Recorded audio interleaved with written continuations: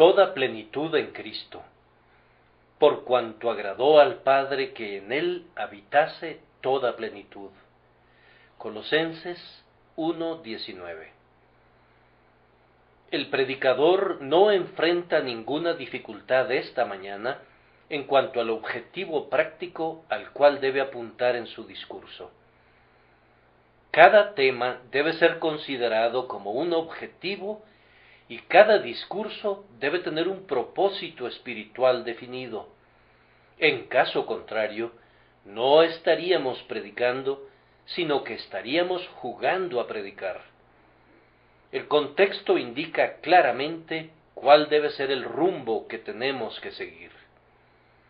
Lean las palabras que preceden inmediatamente al texto y encontrarán que se declara que nuestro Señor Jesús debe tener la preeminencia en todas las cosas.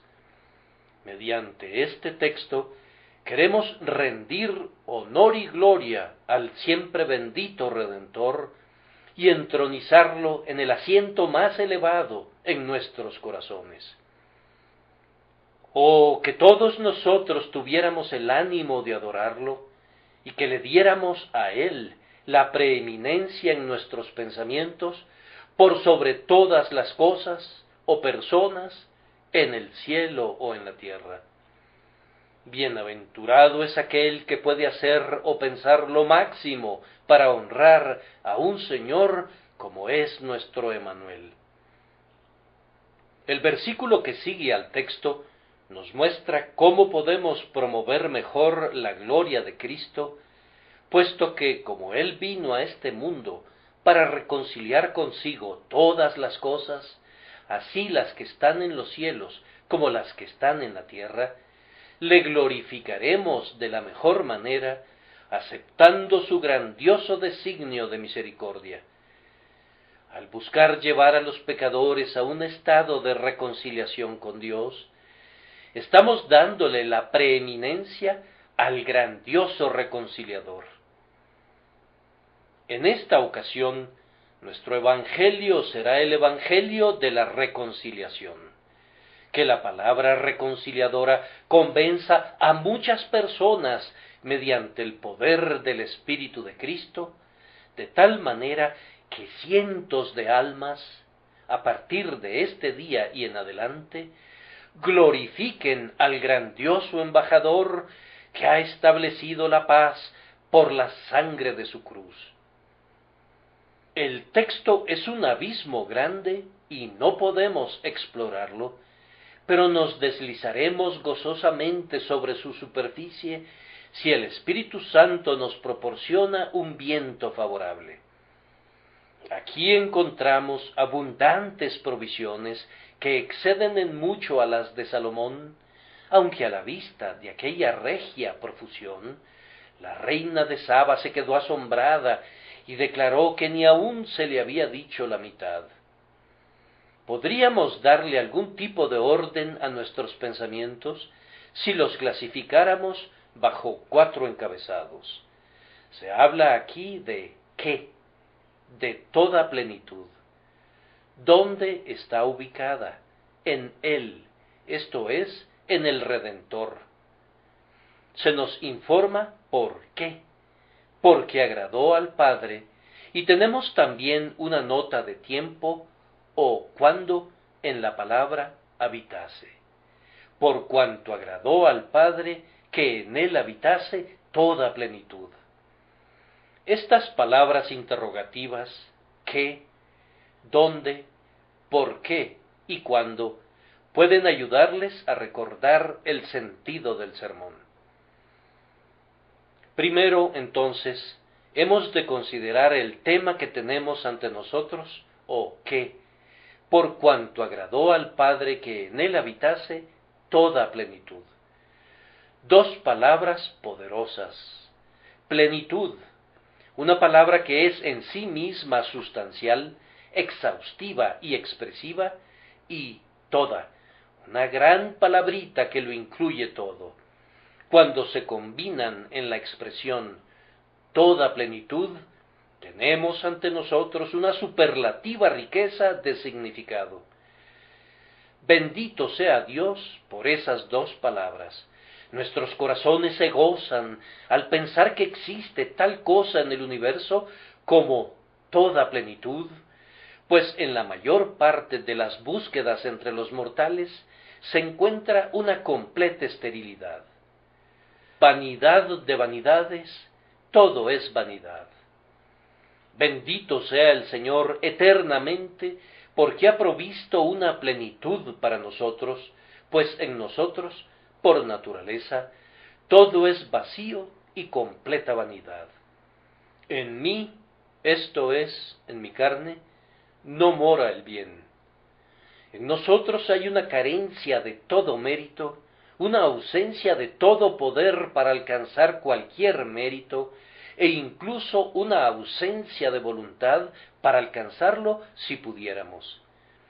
En referencia a estas cosas, la naturaleza humana es un desierto vacío, estéril y desolado, habitado únicamente por el dragón del pecado y el abetoro de la aflicción. Pecador, santo, para ustedes dos, por igual, estas palabras, toda plenitud, suenan como un himno santo.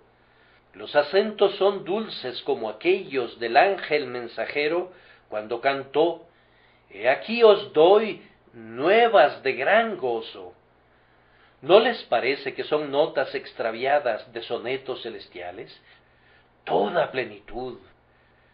Tú, pecador, eres todo vacío y muerte. Tú, santo, serías eso mismo si no fuera por toda la plenitud de Cristo, de la cual has recibido. Por lo tanto, las palabras están llenas de esperanza, tanto para el santo como para el pecador. Hay gozo en estas palabras para toda alma consciente de su triste estado y humillada delante de Dios. Voy a tocar de nuevo esta campana de plata, toda plenitud, y entonces nos habrá de encantar otra nota que nos dice que Cristo es sustancia y no una sombra, que es plenitud y no un anticipo. Estas son buenas nuevas para nosotros, pues nada resolverá nuestro caso excepto realidades. Los tipos pueden instruir, pero no pueden salvar en la realidad. Los modelos de las cosas en los cielos son demasiado débiles para adecuarse a nuestro caso. Necesitamos las propias cosas celestiales. Ni el pájaro sangrante, ni el novillo sacrificado, ni el torrente corriente, ni la lana escarlata, ni el hisopo podrían quitar nuestros pecados. Ninguna forma externa podría limpiarme. La lepra está arraigada profundamente adentro. Las ceremonias eran preciosas bajo la antigua dispensación porque exponían las realidades que habrían de ser reveladas, pero en Cristo Jesús nosotros tratamos con las realidades mismas. Y esta es una feliz circunstancia para nosotros, pues tanto nuestros pecados como nuestras aflicciones son reales, y únicamente las misericordias sustanciales pueden contrarrestarlos. En Jesús tenemos la sustancia de todo lo que los símbolos exponen. Él es nuestro sacrificio, nuestro altar, nuestro sacerdote, nuestro incienso, nuestro tabernáculo, nuestro todo en todo. La ley tenía la sombra de los bienes venideros, pero en Cristo tenemos la imagen misma de las cosas. Hebreos 10:1. ¿Qué embelesamiento es este para aquellos que sienten tanto su vacío que no podrían ser consolados por la mera representación de una verdad, o por el modelo de una verdad, o por el símbolo de una verdad, sino que tienen que tener la sustancia misma? Pues la ley por medio de Moisés fue dada, pero la gracia y la verdad vinieron por medio de Jesucristo. Juan 1:17. Debo regresar de nuevo a las palabras del texto, pues percibo que está cayendo más miel del panal. Toda plenitud es un término amplio, de largo alcance y que lo incluye todo, y en su abundante contenido ofrece otra fuente de deleite. Qué gozo nos proporcionan estas palabras cuando recordamos que nuestras inmensas necesidades exigen una plenitud, sí, toda plenitud, para poder ser provistas. Una pequeña ayuda no nos serviría de nada, pues estamos completamente sin fuerzas. Una medida limitada de misericordia sólo serviría de escarnio para nuestra miseria. Un escaso grado de gracia no será nunca suficiente para llevarnos al cielo, manchados como estamos de pecado, asediados de peligros, anegados en debilidades, asaltados por tentaciones, molestados por aflicciones y acarreando todo el tiempo con nosotros este cuerpo de muerte. Pero puesto que se trata de toda plenitud, será adecuada para nosotros. Aquí tenemos exactamente lo que nuestro desesperado estado exige para su recuperación. Si el Salvador sólo hubiera extendido su dedo para ayudar a nuestros esfuerzos, o si sólo hubiera extendido su mano para llevar a cabo una porción de la obra de salvación, dejándonos que la complementáramos nosotros, nuestra alma habría morado para siempre en tinieblas. En estas palabras, toda plenitud, oímos el eco de su clamor de muerte: consumado es. No tenemos que traer nada, sino que encontramos todo en Él, sí, toda la plenitud en Él. Hemos de tomar simplemente de su plenitud gracia sobre gracia. No se nos pide que contribuyamos, ni se requiere de nosotros que solventemos las deficiencias, pues no hay deficiencias que solventar. Todo, absolutamente todo, recae en Cristo. Todo lo que necesitaremos entre este lugar y el cielo, todo lo que pudiéramos necesitar entre las puertas del infierno, donde yacíamos en nuestra sangre, y las puertas del cielo, donde encontraremos admisión, está atesorado para nosotros en el Señor Cristo Jesús. Grandioso Dios, los tesoros de tu amor son minas eternas, profundas como nuestras impotentes miserias e ilimitadas como nuestros pecados. ¿Acaso no dije bien que las dos palabras que tenemos ante nosotros son un noble himno? Les ruego que permitan que se alojen en sus almas durante muchos días. Serán huéspedes bienvenidos. Permitan que estas dos hojuelas hechas con miel se queden bajo su lengua, dejen que sacien sus almas, pues son pan celestial. Entre más lamenten su vacío, más dulces serán estas palabras. Entre más sientan que tienen que hacer retiros abundantes del banco del cielo, más se regocijarán al comprobar que sus giros no disminuirán nunca la reserva ilimitada, pues todavía retendrá el nombre y la cualidad de toda plenitud. La expresión usada aquí denota que hay en Jesucristo la plenitud de la deidad, como está escrito: en él habita corporalmente toda la plenitud de la deidad. Cuando Juan vio al Hijo del Hombre en Patmos, las señales de la deidad estaban sobre él. Su cabeza y sus cabellos eran blancos como blanca lana. Allí estaba su eternidad. Sus ojos como llama de fuego. Allí estaba su omnisciencia. De su boca salía una espada aguda de 2 filos. Aquí estaba la omnipotencia de su palabra. Y su rostro era como el sol cuando resplandece en su fuerza. Aquí estaba su gloria infinita e inalcanzable. Él es el alfa y la omega, el principio y el fin, el primero y el último. Por esta razón, nada es demasiado difícil para él. Poder, sabiduría, verdad, inmutabilidad y todos los demás atributos de Dios están en él y constituyen una plenitud inconcebible e inextinguible. El intelecto más desarrollado sería necesariamente incapaz de entender la plenitud personal de Cristo como Dios. Por tanto, no haremos más que citar de nuevo ese noble texto: en él habita corporalmente toda la plenitud de la deidad, y vosotros estáis completos en él. Además, la plenitud habita en nuestro Señor no sólo intrínsecamente, porque proviene de su naturaleza, sino como resultado de su obra mediadora. Él alcanzó por el sufrimiento una asombrosa plenitud que también poseía por naturaleza.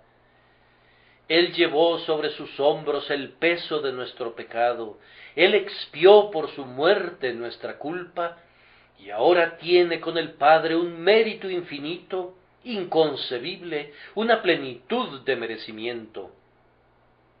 El Padre ha atesorado en Cristo Jesús, como en un depósito a ser usado por todo su pueblo, su amor eterno y su gracia ilimitada, para que los recibamos a través de Cristo Jesús y le glorifiquemos por ello. Todo poder ha sido entregado en sus manos, y la vida, y la luz, y la gracia están enteramente a su disposición. El que abre y ninguno cierra, y cierra y ninguno abre. Tomó dones para los hombres, sí, también para los rebeldes.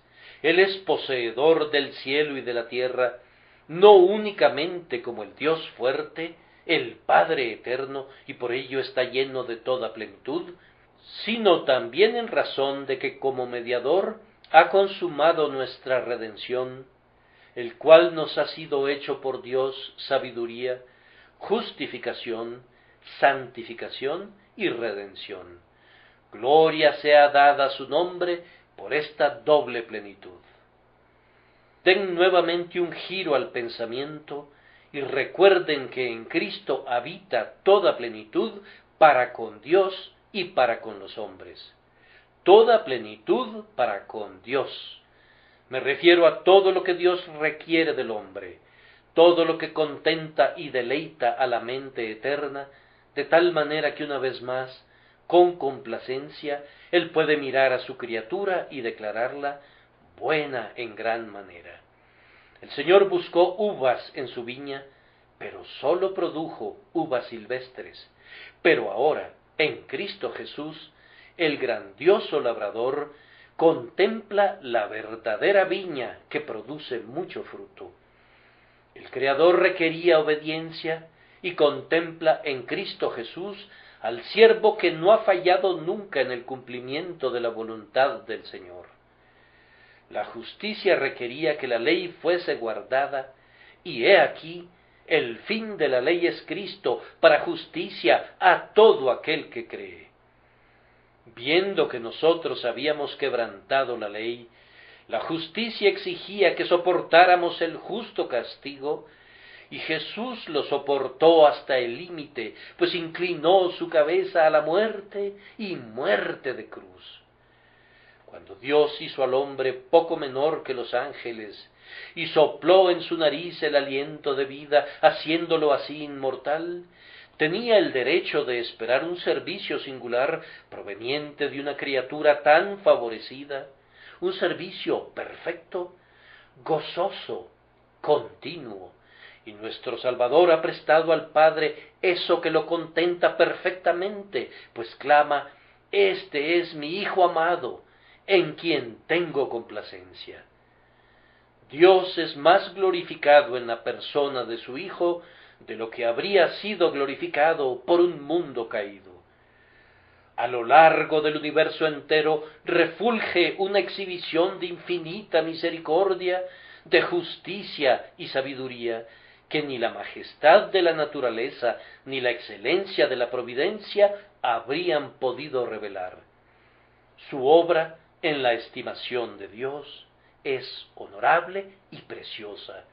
Por causa de su justicia, Dios está muy complacido.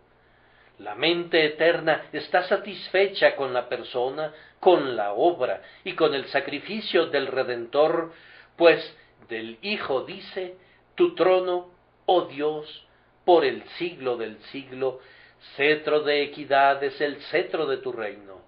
Has amado la justicia y aborrecido la maldad, por lo cual te ungió Dios, el Dios tuyo, con óleo de alegría más que a tus compañeros. Hebreos 1, 8, 9.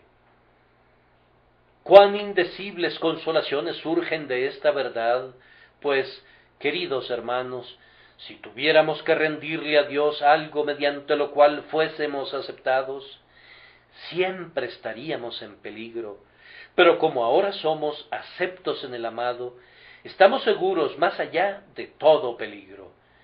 Si tuviéramos que encontrar algo con lo cual pudiéramos presentarnos delante del Dios Altísimo, todavía podríamos estarnos preguntando: ¿habré de presentarme delante de Él con holocaustos, con becerros de un año? ¿Se agradará Jehová de millares de carneros o de 10,000 arroyos de aceite?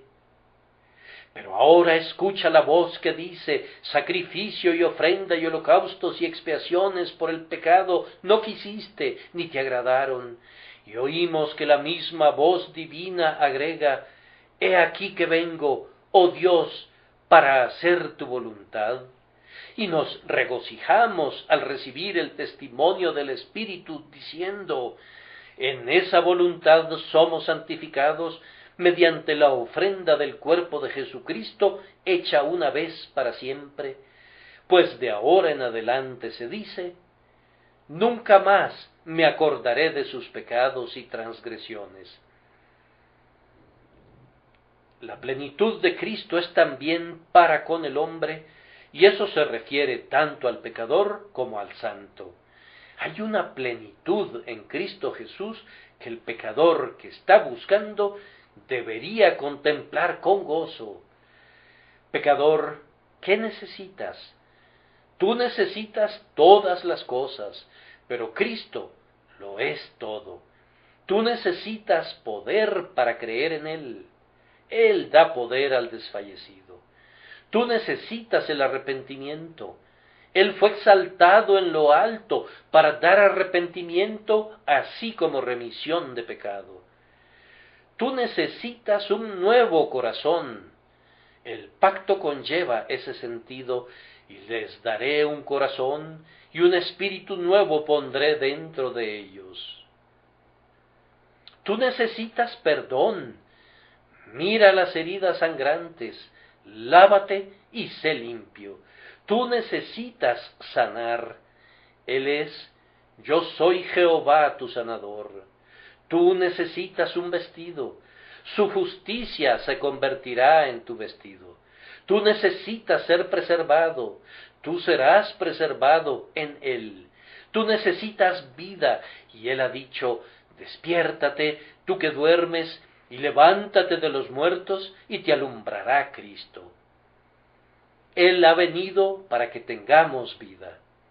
Tú necesitas, pero en verdad el catálogo sería demasiado largo si lo leyéramos de principio a fin en este momento, pero puedes tener la seguridad de que aunque apilaras tus necesidades hasta que se alzasen como los Alpes delante de ti, el todo suficiente Salvador puede suplir todas tus necesidades. Puedes cantar confiadamente: tú, oh Cristo, eres todo lo que necesito, y encuentro en ti más que todo eso. Esto es válido también para el santo, así como lo es para el pecador. Oh Hijo de Dios, tú eres salvo ahora, pero tus necesidades no quedan suprimidas por eso. ¿Acaso no son tan continuas como los latidos de tu corazón? ¿Cuándo dejamos de estar necesitados, hermanos míos? Entre más vivos estemos para Dios, estamos más conscientes de nuestras necesidades espirituales. Aquel que está ciego y desnudo se considera rico y que se ha enriquecido, pero cuando la mente ha sido verdaderamente iluminada, entonces sentimos que somos completamente dependientes de la caridad de Dios. Debemos estar alegres, entonces, al aprender que no hay ninguna necesidad en nuestro espíritu que no sea abundantemente provista en toda la plenitud de Jesucristo. Tú buscas una plataforma más elevada de logros espirituales, te propones vencer al pecado, deseas dar abundantes frutos para su gloria, estás anhelando ser útil, estás ansioso por someter los corazones de los demás a Cristo. Contempla la gracia necesaria para todo ello. Contempla en la sagrada armería del Hijo de David su hacha de combate y sus armas de guerra, en los depósitos de aquel que es más grande que Aarón. Mira las vestimentas con las cuales has de cumplir tu sacerdocio, y en las heridas de Jesús contempla el poder con el cual puedes convertirte en un sacrificio vivo. Si quieres refulgir como un serafín y servir como un apóstol, contempla la gracia que te espera en Jesús. Si quieres ir de poder en poder y escalar las cumbres más elevadas de la santidad, contempla una gracia sobre otra preparadas para ti. Si experimentas la estrechez, no la experimentarás en Cristo. Si hubiese algún límite para tus santos logros, ese límite estaría establecido por ti mismo.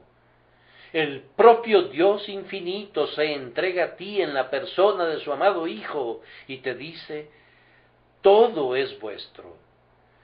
Jehová es la porción de tu herencia y de tu copa. La infinitud es nuestra. Aquel que nos dio a su propio Hijo nos ha dado en ese preciso acto todas las cosas. ¿Acaso no ha dicho: yo soy Jehová tu Dios, que te hice subir de la tierra de Egipto, abre tu boca y yo la llenaré? Permítanme comentarles que esto es cierto no sólo en referencia a los santos en la tierra, sino que es cierto también en cuanto a los santos en el cielo, pues toda la plenitud de la Iglesia triunfante está en Cristo, así como también la plenitud de la Iglesia militante. Incluso los santos que están en el cielo no son nada sin Él. El río puro de agua de vida del cual beben procede del trono de Dios y del Cordero. Él los ha hecho sacerdotes y reyes, y ellos reinan en su poder. El Cordero es el templo del cielo, Apocalipsis 21-22, la luz del cielo, Apocalipsis 21-23, su boda es el gozo del cielo, Apocalipsis 19:7, y el cántico de Moisés, el siervo de Dios, y el cántico del Cordero es el cántico del cielo, Apocalipsis 15:3. Ni siquiera todas las arpas en lo alto podrían conformar un lugar celestial si Cristo no estuviera, pues Él es el cielo de los cielos y llena todo en todo. Agradó al Padre que toda la plenitud fuera atesorada en Cristo Jesús para todos los santos y los pecadores. Yo siento que mi texto me sobrecoge. Los hombres pueden navegar alrededor del mundo, pero ¿quién podría circunnavegar un tema tan vasto como este? Tan lejos como el este está del oeste, así de amplio es su alcance de bendición.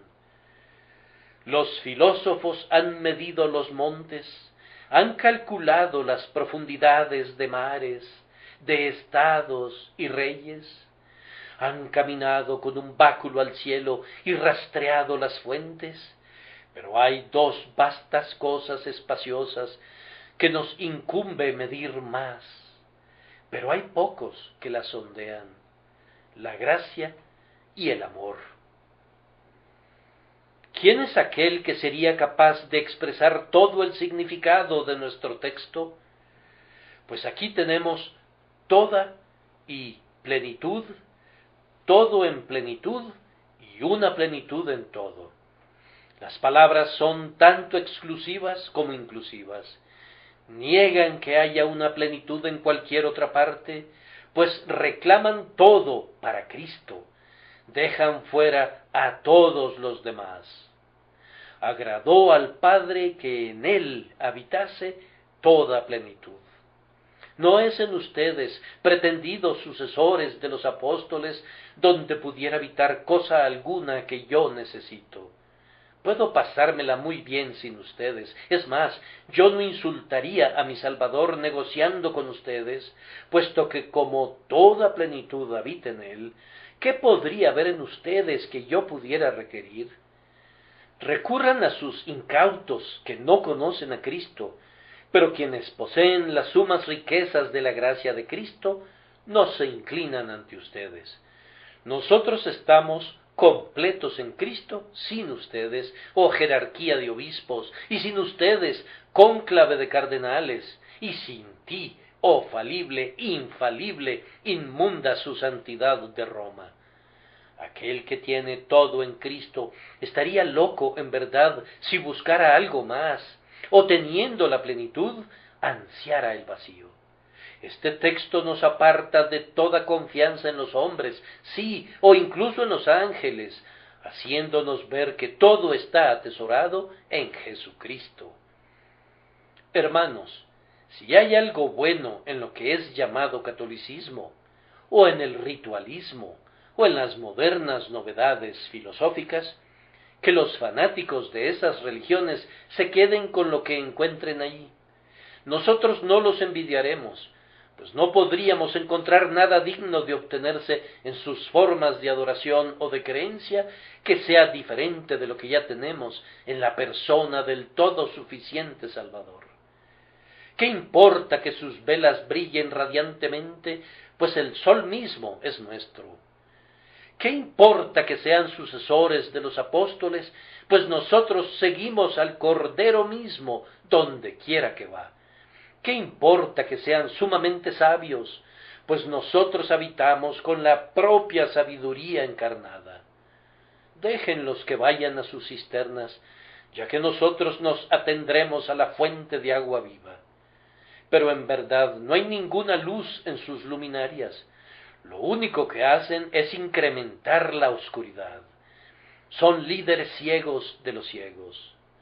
Ponen sus vacíos resonantes en competencia con la plenitud de Jesús y predican otro evangelio que no es otro. La imprecación del apóstol sea sobre ellos. Ellos agregan a las palabras de Dios y Él les añadirá sus plagas. A la vez que el texto es exclusivo, es también inclusivo. Encierra todo lo que todos los comprados con sangre requieren para el tiempo y para la eternidad. Es un arca que contiene todas las buenas cosas concebibles, sí, y muchas cosas que son todavía inconcebibles, pues en razón de nuestra debilidad no hemos concebido todavía la plenitud de Cristo. Él es capaz de dar abundantemente cosas que ustedes no han pedido todavía y en las que ni siquiera han pensado. Aunque ustedes llegaran a la consagración de los mártires, a la piedad de los apóstoles y a la pureza de los ángeles, todavía no habrían visto nunca, ni habrían sido capaces de pensar en algo puro, amable y de buen nombre que no estuviera atesorado ya en Cristo Jesús. Todos los ríos fluyen a este mar, pues de este mar provinieron. Así como la atmósfera rodea a toda la tierra y todas las cosas viven en ese mar de aire, así también todas las cosas buenas están contenidas en la bendita persona de nuestro amado Redentor. Unámonos para alabarle, exaltémosle con voz y corazón, y que los pecadores sean reconciliados con Dios por él.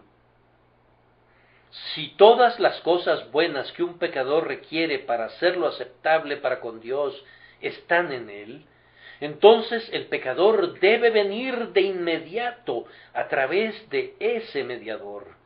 Las dudas y los temores han de desvanecerse a la vista de la plenitud de la mediación.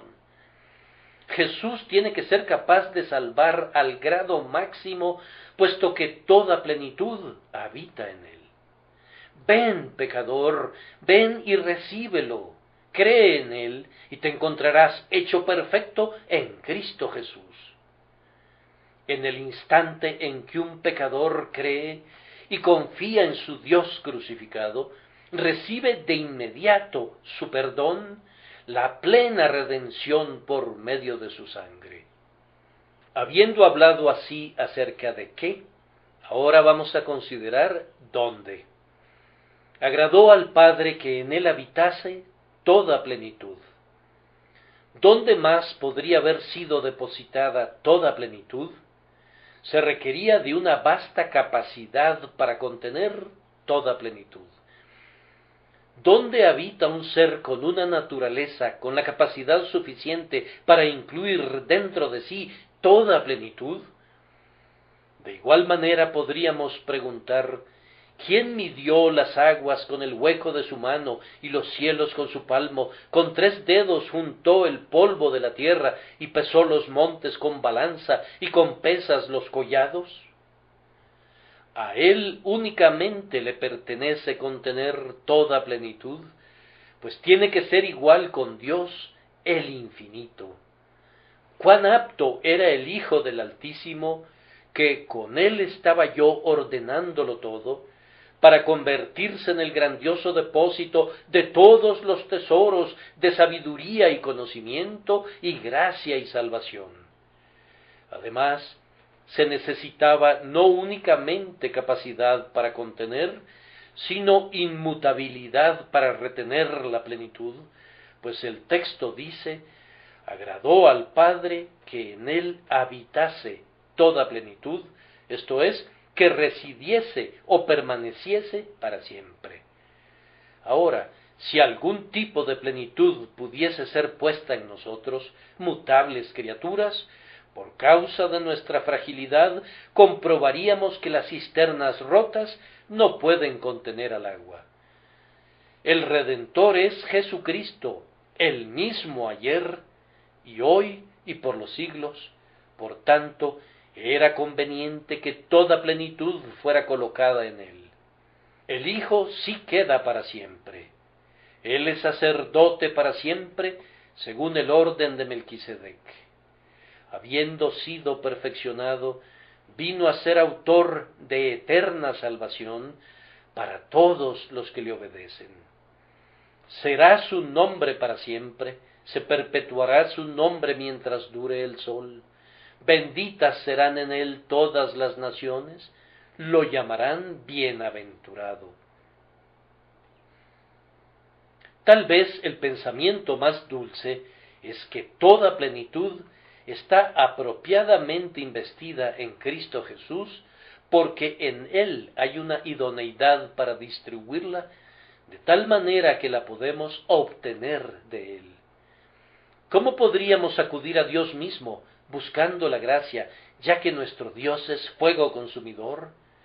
Pero Jesucristo, siendo Dios, es también hombre como nosotros mismos, hombre verdadero, de un espíritu humildemente manso y por tanto fácilmente accesible. Quienes lo conocen se deleitan en la cercanía con él.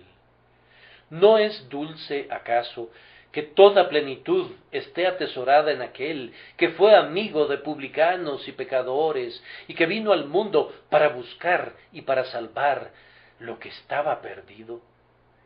El hombre que tomó al niño sobre su rodilla y dijo, dejad a los niños venir a mí, el hombre que fue tentado en todo según nuestra semejanza, el hombre que tocó a los enfermos, es más, que tomó nuestras enfermedades, el hombre que entregó sus manos a los clavos y su corazón a la lanza, ese bendito hombre en cuya señal de los clavos su discípulo Tomás metió su dedo y en cuyo costado metió su mano, es él, el Dios encarnado, en quien habita toda la plenitud. Vengan entonces y reciban de él, ustedes que son los más débiles, los más insignificantes y los más pecadores de los hombres. Ven de inmediato, oh pecador, y no temas. ¿Por qué tienes miedo de venir y de contarle todo tu caso? Él no pronunciará tu condenación, ni con fruncido ceño te alejará de su rostro. ¿Le temerás a Emmanuel? ¿O tendrás horror del Cordero de Dios, quien, para salvar a tu alma del infierno, derramó su sangre preciosa? Sin embargo, ha de notarse aquí muy cuidadosamente que aunque la plenitud es atesorada en Cristo, no se dice que sea atesorada en las doctrinas de Cristo, aunque ellas son plenas y completas, y no necesitamos de ninguna otra enseñanza cuando el Espíritu revela al Hijo en nosotros. Tampoco se dice que sea atesorada en los mandatos de Cristo, aunque son ampliamente suficientes para nuestra guía. Pero se dice: agradó al Padre que en Él, en su persona, habitase toda plenitud.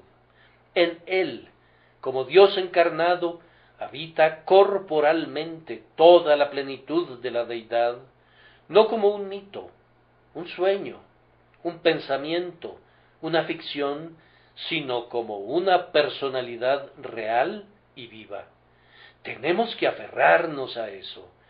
Yo sé que la plenitud habita en él oficialmente como profeta, sacerdote y rey, pero la plenitud no radica en el manto profético, ni en el efod sacerdotal, ni en la vestidura real, sino en la persona que usa todo eso. Agradó al Padre que en él habitase toda plenitud. Ustedes tienen que alcanzar al propio Cristo en su fe y descansar únicamente en él, pues de lo contrario no habrían alcanzado el tesoro en el que está almacenada toda la plenitud.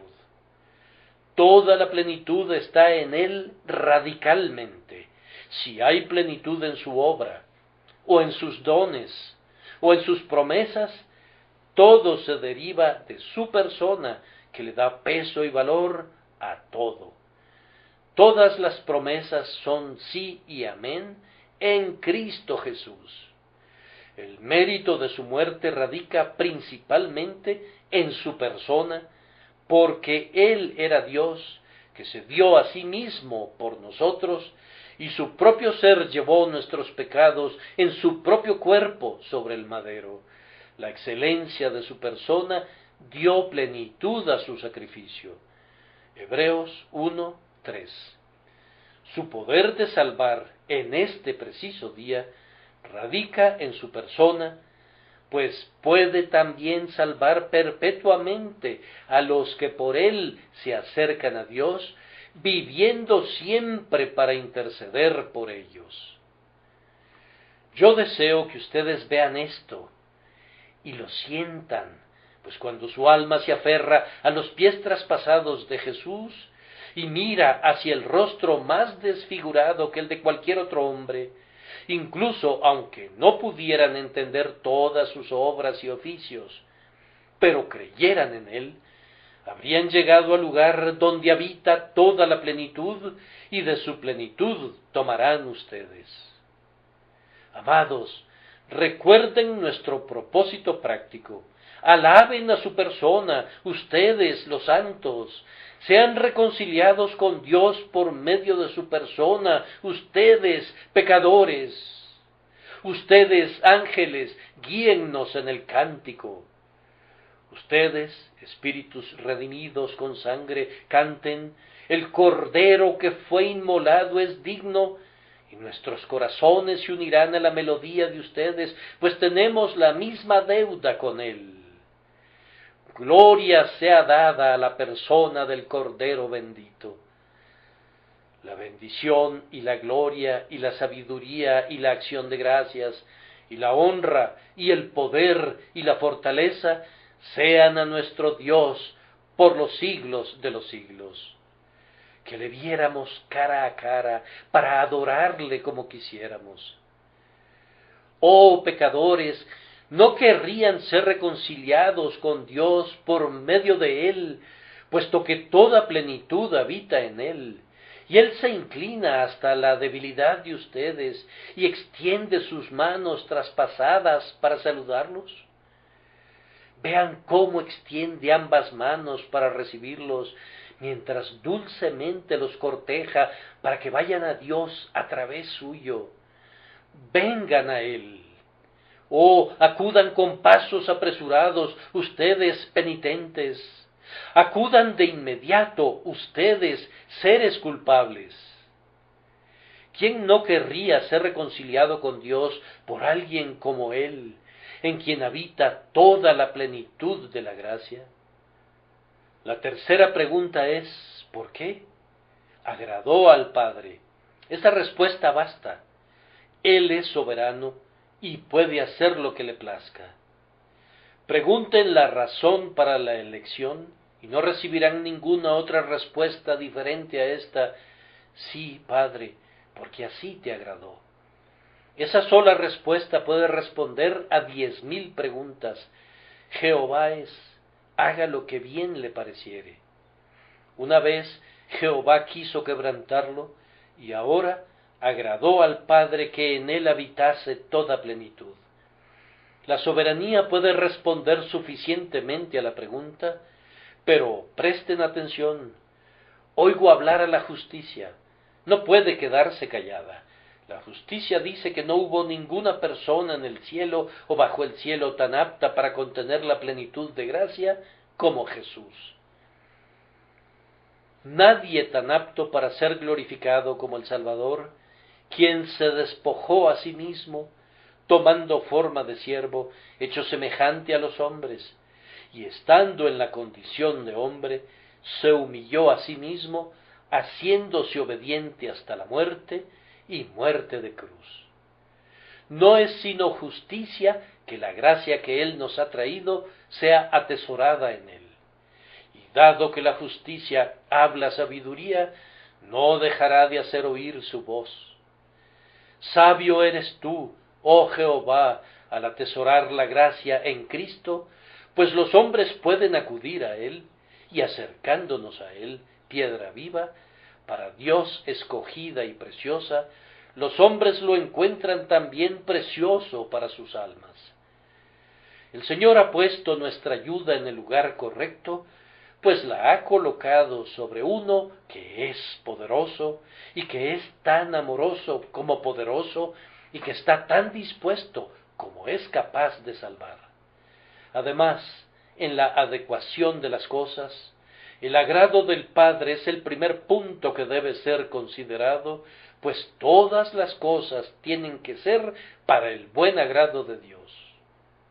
Es una gran regla subyacente del universo que todas las cosas fueron creadas para el agrado de Dios.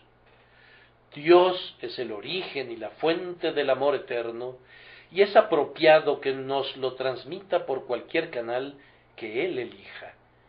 Inclinándonos, por tanto, en humilde adoración ante su trono, nos alegra porque en este asunto la plenitud habita donde satisface perpetuamente el decreto del cielo. Es bueno que haya agradado al Padre. Ahora, hermanos, si agradó al Padre poner toda gracia en Cristo, tenemos que alabar al Salvador elegido. Lo que agrade al Padre, nos agrada a nosotros. ¿Dónde desearían ustedes que fuera colocada la gracia, hermanos míos, sino en el Bienamado? La Iglesia entera de Dios es unánime en cuanto a esto. Si yo pudiera salvarme a mí mismo, no querría hacerlo, pensaría que la salvación no es salvación si no glorificara a Jesús. Esta es la propia corona y gloria de ser salvado, que el hecho de que seamos salvados brindará honra a Cristo. Es deleitable pensar que Cristo recibirá la gloria de toda la gracia de Dios. Sería chocante que no fuera así.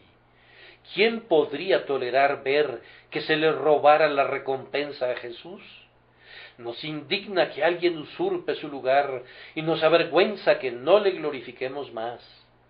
Ningún gozo visita jamás mi alma, como el de saber que Jesús es exaltado en grado sumo, para que en el nombre de Jesús se doble toda rodilla y toda lengua confiese que Jesucristo es el Señor, para gloria de Dios Padre. Una hermana en Cristo, en su amabilidad y gratitud, usaba el otro día un lenguaje en cuanto a mí que hizo que mis mejillas se sonrojaran, pues sentí que no merecía para nada la alabanza. Ella dijo: «Su ministerio me beneficia porque usted glorifica mucho a Cristo». Ah, pensé, si usted supiera cuánto quisiera glorificarle si pudiera, y cuán lejos me quedo de lo que gustosamente quisiera hacer por él, usted no me alabaría. Yo podría llorar pensando en los mejores sermones que he predicado jamás, porque no puedo exaltar a mi Señor lo suficiente, y mis conceptos son muy bajos, y mis palabras son muy pobres. Oh, si uno pudiera lograr honrarle realmente y poner otra corona sobre su cabeza, eso sería el cielo en verdad. En esto estamos de acuerdo con el Padre, pues si le agrada a Él glorificar a su Hijo, nosotros sentimos sinceramente que también nos agrada a nosotros. Aquellos que no han sido regenerados todavía no deberían apresurarse a ser reconciliados con Dios mediante un Redentor como Él. Si le agrada al Padre poner toda gracia en Cristo, oh pecador, ¿no te agradaría venir y recibirla por medio de Cristo? Cristo es el lugar de reunión para un pecador y su Dios. Dios está en Cristo, y cuando tú vienes a Cristo, Dios se reúne contigo y se efectúa un tratado de paz entre tú y el Altísimo. ¿Acaso no estás de acuerdo con Dios en esto, que Cristo debe ser glorificado? ¿No dices, quiero glorificarle, aceptando esta mañana toda su gracia, amor y misericordia? Bien, si estás dispuesto a recibir a Jesús, Dios te ha dado esa disposición y en ello demostró su anuencia a salvarte. Él se agrada con Cristo. ¿Te agrada a ti Cristo? Si así fuera, ya hay paz entre tú y Dios, pues Jesús es nuestra paz. Debemos concluir reflexionando sobre cuándo. ¿Cuándo está toda la plenitud en Jesús? Está ahí todo el tiempo, pasado, presente y venidero. Agradó al Padre que en él habitase toda plenitud. Entonces, la plenitud estaba en Cristo desde antes, está en Cristo hoy y estará en Cristo para siempre. Aquí está indicada una perpetuidad. Toda plenitud estaba, está y estará en la persona de Jesucristo. Cada santo salvado bajo la antigua dispensación encontró la plenitud de su salvación en el Redentor que había de venir. Cada santo salvado desde el advenimiento es salvado por medio de la mismísima plenitud.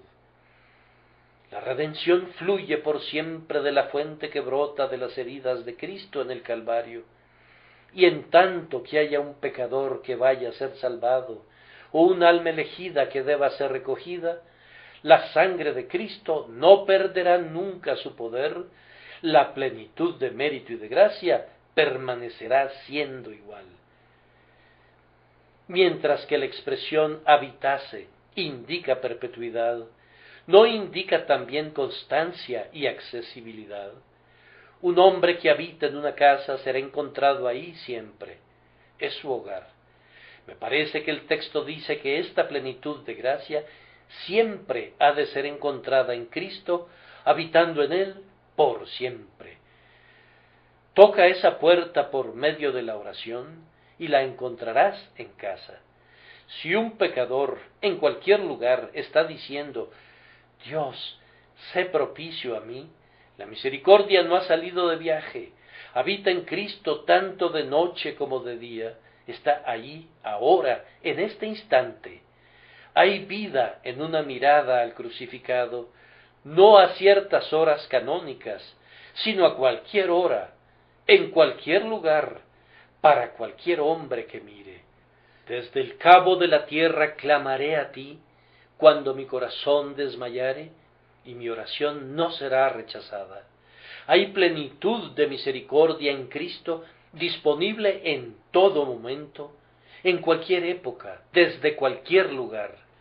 Agradó al Padre que toda plenitud habitase permanentemente en Él, como en una casa cuya puerta nunca está cerrada. Sobre todo, vemos aquí inmutabilidad. Toda plenitud habita en Cristo, es decir, nunca se extingue ni disminuye. En el último día en que este mundo permanezca antes de ser entregado para ser devorado por el calor ardiente, se encontrará tanta plenitud en Cristo como en la hora cuando el primer pecador lo miró a Él y fue aliviado. Oh pecador, el baño que limpia es tan eficaz para quitar las manchas hoy como lo fue cuando el ladrón agonizante se lavó allí.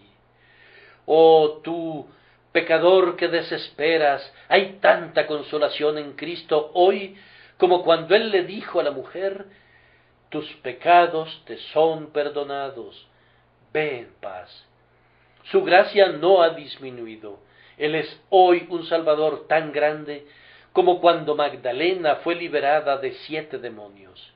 Él ejercerá el mismo poder infinito para perdonar, para regenerar, para liberar, para santificar, para salvar almas perfectamente hasta que el tiempo no exista más.